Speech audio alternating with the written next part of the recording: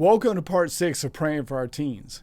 I want to continue with the passage in James 1, 2 through 6 and briefly touch on something that I've struggled with in my prayer life from time to time. Conflict, both in parenting and as a follower of Christ. As James says, if you're lacking anything, ask God and it will be given. That might be partially the reason that people say things like, don't ask God for patience because he's going to make you wait on it. Or, if you want to fight with your wife, pray for a better marriage.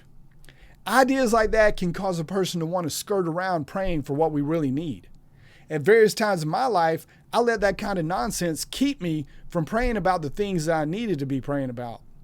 The conflict that I was having in my faith would cause me to be conflicted in my prayer life.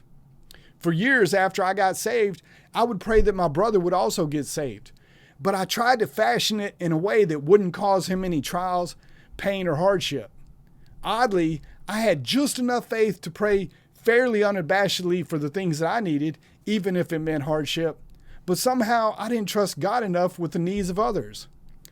Before I was released from prison, I found myself praying something that was absolutely counterintuitive. Lord, don't let me out until you say that I'm ready. But I wouldn't pray, Lord, save my brother, whatever it takes. See, conflict is often viewed as a bad thing and something to be avoided. And often it's avoided at the cost of growth and health, not only in our prayer lives, but in our relationships and the lives of our kids.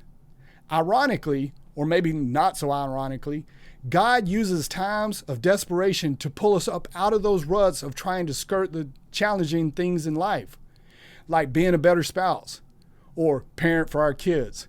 And make no mistake about it, being a better spouse is a benefit to your kids. By now you may be wondering, where's he going with this? So let me get to the point. It's illogical to expect to avoid conflict with young people that are trying to figure out who they are.